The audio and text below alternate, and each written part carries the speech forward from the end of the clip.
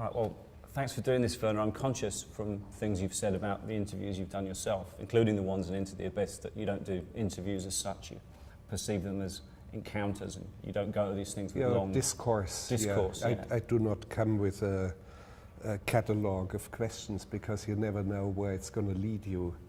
Well, and my interest is not the interest of a journalist. I tried to explain, what are you then? One of them asked me, I said, I'm a poet. So, and I established some sort of rapport instantaneously. If you can't do that, you shouldn't do this work.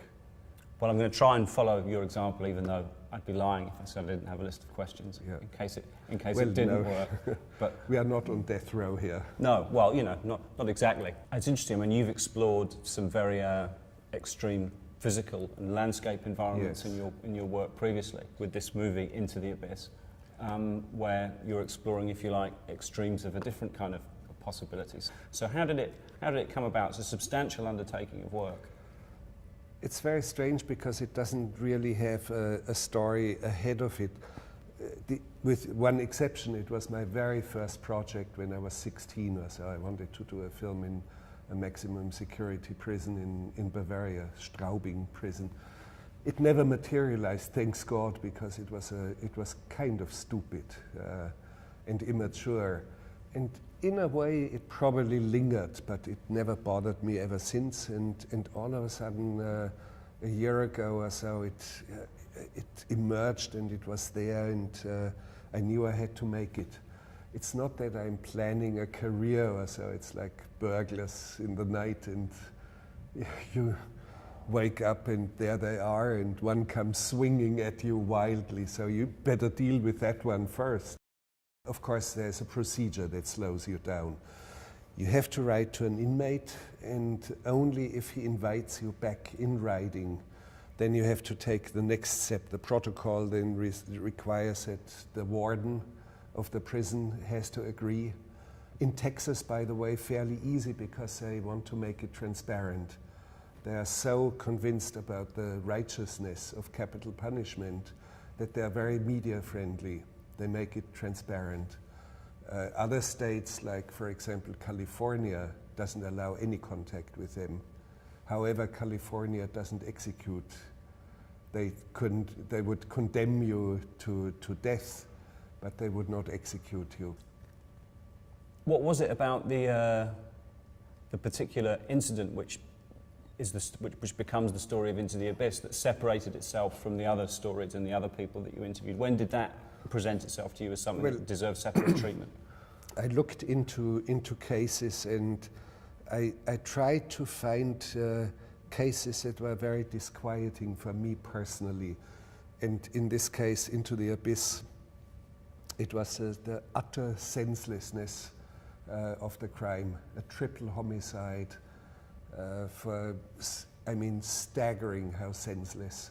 And that was really scary, and I wanted to explore, and it became so big all of a sudden. Families of victims, the chaplain of the death chamber who assists the dying, a former executioner. I knew this is separate stories. Don't make it too convoluted. There's one big story there, and I have to tackle it. And of course, there are 4 shorter films for television now, the Death Row portraits. For example, there's another one which I think is coming next, Garcia and Rivas, 2 men who became famous as members of the famous Texas 7 who escaped from a maximum security prison, and later when they were at large, they robbed a sporting goods store, and a police officer was called upon the scene, and he was shot dead. So they put them on death row, all of the sudden, summarily punished or sentenced to death. What made the case of Garcia and Rivas interesting is that both were serving sentences that were completely out of proportion. Rivas was a gentleman robber. He would enter into, let's say, Radio Shack or so, and he would wear a security officer's uniform, and he would say there's a lot of theft here in your store, where's a manager, and I have a photo line up for you. Can you bring all the employees together? So when all the employees were together, he would pull a gun and say, I'm sorry guys, I'm a robber, I'm here for the cash. So almost a likable figure. Well, not really likable, but relative to the others. In a way likable, because in one case, one of the employees wanted to be shot on the spot, and he, the robber, had to dissuade him. I mean, some of it was really bizarre, and he would lock them back in a back room. For every single one he locked away and took, not even hostage, but locked away, he got 1 life sentence. So he was serving 18 life sentences. After the prison break, where he overpowered guards and a few maintenance workers, 17 of them. So he got 17 more consecutive life sentences. So he was there for 31 life sentences and never harmed anyone. I mean, physically never harmed anyone. But there was one thing clear: there was no proportionality. Yeah. So why are you doing it? What are you seeking? Well, they know exactly when they are going to die and how they are going to die, and they know step by step of the protocol, and we do not. And what kind of consequences does that have? And I asked him, how should we conduct our lives?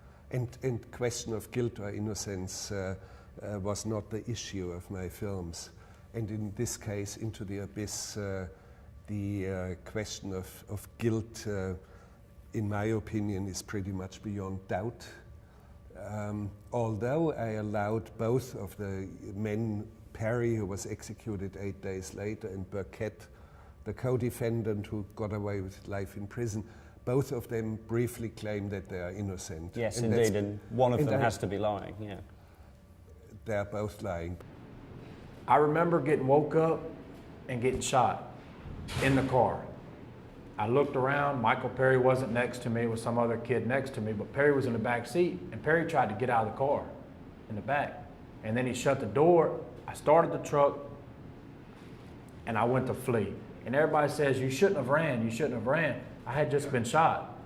And the only way for me not to get shot again was to get out of there. And I wasn't thinking clearly. I didn't know about a murder. I didn't know about what they were looking. I didn't know the extent. I didn't even know they knew who I was. In my first contact in writing, I would say, this is not going to be a film which will serve as a platform for you to prove your innocence. Are you still prepared to talk to me? Well, you're talking about Jason Burkett's father in that interview. When I was watching that interview, and we spoke at the beginning about your approach to these discourses. Initially, when he tells this, within context, very harrowing story about being handcuffed to his own son when they're both convicted. Initially, he doesn't want to tell you how that... prison bus. He's resistant to telling you how that feels. And you press him. And as a viewer... Quietly, I say, please, can you tell us anyway? Yeah, and I say it twice. And I knew he would... It would be hard for him to explain it. I said to him, how does it feel that you are handcuffed to the hand of your own son, whom you haven't seen for 10 years or so? And the way he describes how... He's his total failure. Yes. Yeah, and it's a remarkable moment. I'm just wondering whether you, as an individual, because I know as someone who interviews people, sometimes you have to push yourself to ask the harder question. Not interviews. It's a wrong impression you are giving. Okay, I'm sorry to correct. Yeah, it's very, very deep discourses. And an interview is more a catalogue of questions and answers. But here, you have to find the right tone, the right voice.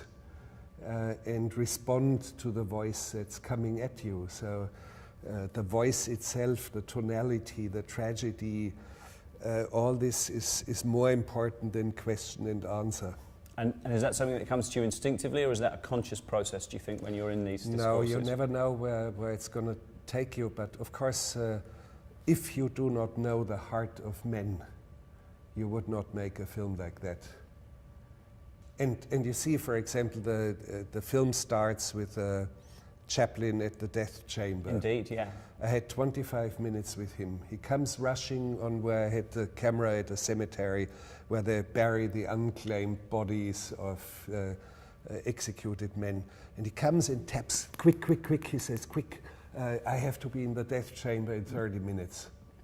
And he starts to talk really like a superficial TV preacher. Indeed, yeah. About the beauty of creation and the merciful God and paradise waiting for everyone. And he talks about the golf course and squirrels, and sometimes he sees horses and the beautiful grass with the dew in it. And I stop and I ask him, tell me about an encounter with a squirrel. And he unravels and he almost starts to cry and breaks, comes apart. Yeah, and all of a sudden, you look very deep into his heart.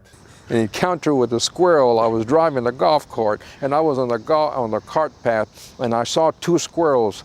They were chasing each other, and as I was getting closer, they were running across the cart path, and I put on my brakes, and they stopped in the middle of the cart path and looked at me, and I said, how about this? If I wouldn't have stopped, I could have run over one of these squirrels. Their life would have ended. And that reminds me,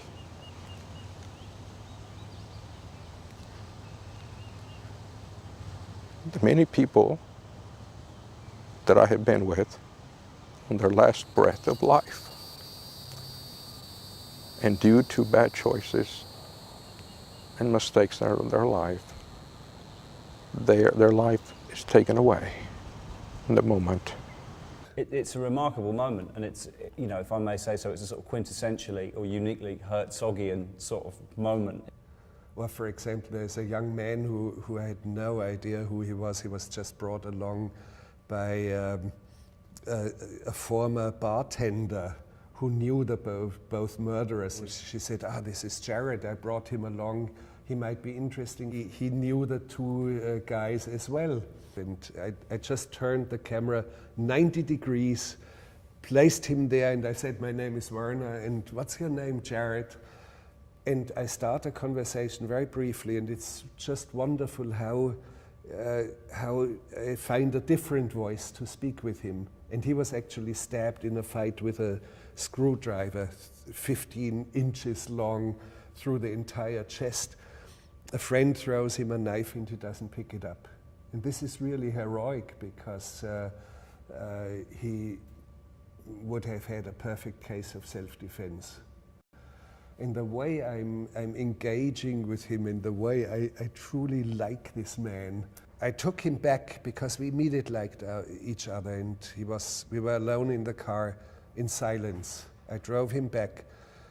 And I felt both of us wanted to say something to each other. So he steps out, I stepped out. I said, wait a second, Jared, I'd like to tell you something. And I said to him, people always ask you, filming with death row inmates, does it change your life? My answer is no, it doesn't change the course of my life. And having filmed with you doesn't change the course of my life either, but it makes it better. And Jared looked at me and grabbed me briefly and hugged me in a rough, quick hug, and we fled from each other. So I like them all in a way, yes, but not so much, let's say, Perry, and I tell him, the one who was executed, and I tell him straight away at the beginning, your childhood was complicated, doesn't exonerate you, and it does not necessarily mean that I have to like you. So I make myself very clear. Conroe, which is an area where these murders happened and where all this unfolds, is American Gothic. Conroe certainly has a dark side. And I do explore this dark side in a way, but it has a very nice side as well. And there are wonderful people, like, for example, the former captain of the tie-down team. Yes, he stopped doing it after 125 executions. And remarkably enough, after the execution of a female, of a woman, Carla Fay.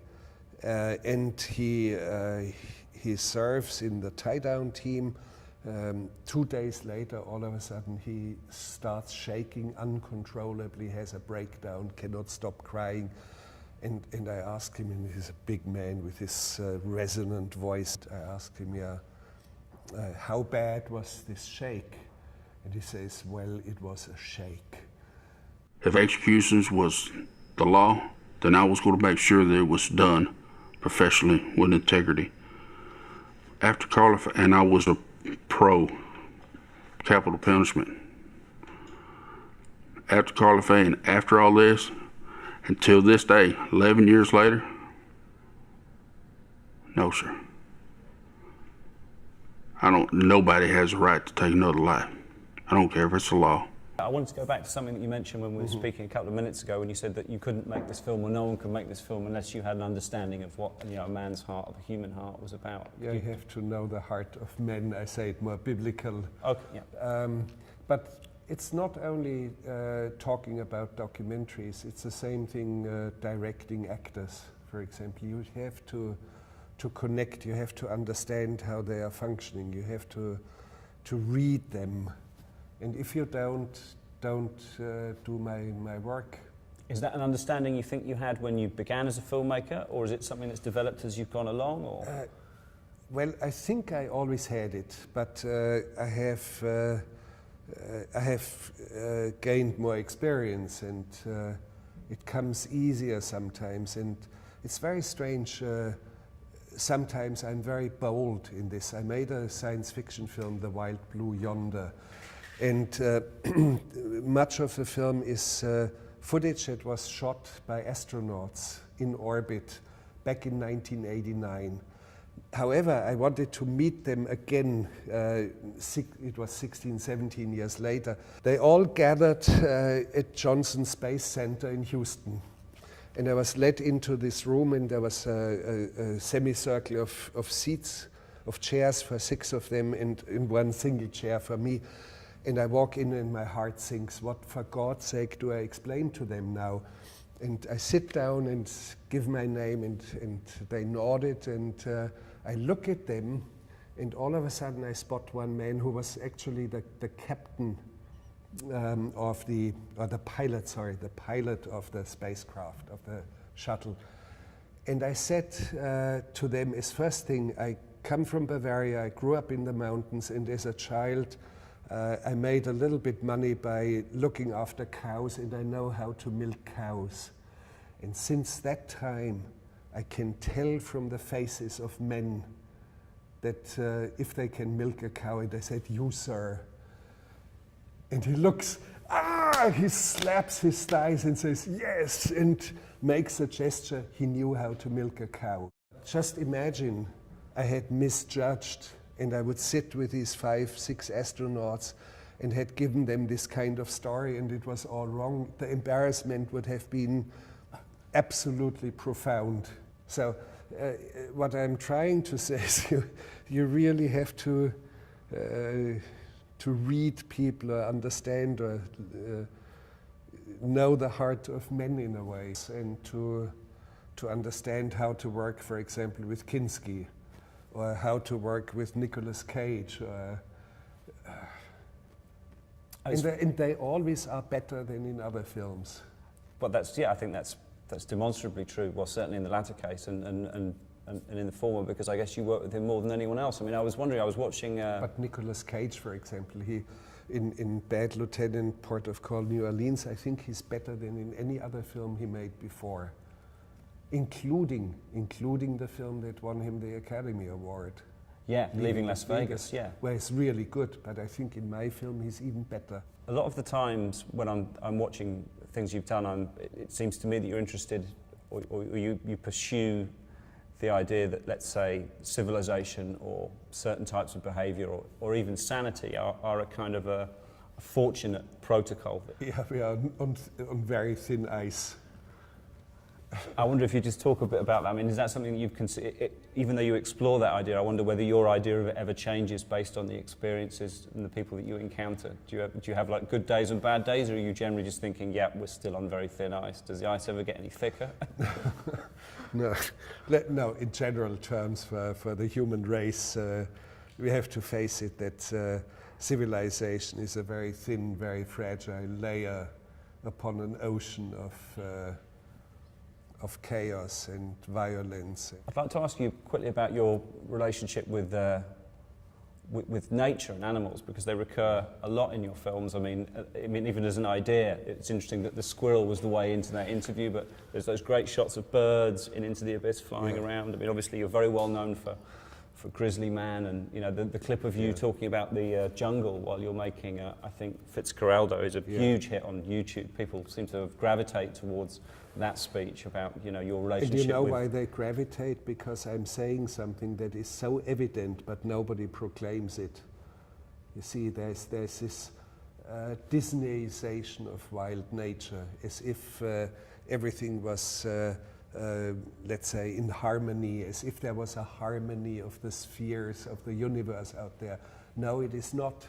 It's a mess, a very dangerous, chaotic mess. Even our benign sun is hundreds of thousands of simultaneous nuclear explosions. So it's very, very hostile out there, very unlivable, really dangerous and unpleasant. So, and the bears, wild bears, grizzly bears in Alaska, they are not fluffy, cuddly teddies to whom you sing and you touch them and hug them. You do not hug a grizzly bear, period, because they are dangerous, and you shouldn't love the bear. That's what the native people tell you, the Alutiiq people. They tell you, don't love the bear. That's something wrong. Respect the bear and respect its boundaries. Yeah, I mean, there's what we could call the suicidal penguin clip as well from Encounters at the End of the World. Now, we all know that March of the Penguins was a huge success, this film which, if you like, transposed a benign narrative onto it. And anthropomorphizing them. But and my question was, is there such a thing as like insanity among animals? Is there something like an insane penguin? Because there are individual penguins who march straight into the interior of the continent. One of these disoriented or deranged penguins showed up at the New Harbor diving camp, already some 80 kilometers away from where it should be.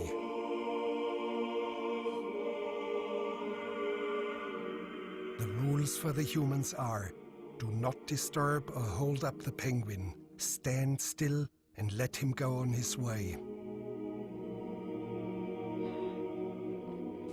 And here he's heading off into the interior of the vast continent. With 5,000 kilometers ahead of him, he's heading towards certain death. If you stop them and turn them around, they would angrily spin around again and walk straight into the mountains. So, and the question of insanity or something like this among animals is really an interesting question. A penguin that doesn't tick. For reasons of its own, if we could call them reasons. Or maybe, my question was, could it be that this penguin is so disgruntled about his own colony, he can't take them any longer? All these hundreds of thousands of other penguins crammed together and sitting there and hatching their eggs. Well, I mean, I would flee them, and I think they are right. They are not insane. I think the penguin that marches off is absolutely right. When I'm speaking about wild nature in such a way, like in Les Blanc's film Burden of Dreams, of course I was very much under pressure of daily catastrophes. All of a sudden, everybody who watches it knows I make sense. I make sense. And that's why it became viral in a way. And it's funny because everybody thinks, yes, I'm a maverick, or I'm kind of weird and whacked. Yeah. Now, when I made My Son, What Have You Done? And David Lynch was executive producer of it. And all of a sudden in the media there were headlines. There's two madmen are making a film together. Lynch, who is arguably mad, and Herzog, who is a certified madman. And I like this kind of labeling because it's so wrong. And I take them as doppelgangers out there. So I think I'm a certified, my sanity is certified. These films that you've now made, which, because there was so much work that have come out on TV, in the past you've been quite scathing about television. I'm not a profound enemy of television or the internet. I think it has both have fantastic possibilities. And let's face it, the Death Row series is 4 films. They were made for television, but what I'm doing there within crime TV, but I'm putting a much higher level. I elevate the entire genre to a much, much higher level. What is puzzling for me is that they showed these films in the United States on Investigation Discovery. And I watched the first because I wanted to see what sort of commercials they put in between. They're all commercials for women, which tells us that the real big amount of spectators are women. And this is odd. Why is it such frightening things sometimes, such deep looks into an abyss is material for women? And I'm very, very mystified. I have no real answer to it yet. I run my own film school, a real wild sort of film school, the Rogue Film School. And I try to tell people, travel on foot, because the world, and it's a dictum of mine, the world reveals itself to those who travel on foot. I don't want to explain it any further, and I tell them, read, read, read, read, read, read, read, read, read. If you don't read, you will never be a great filmmaker.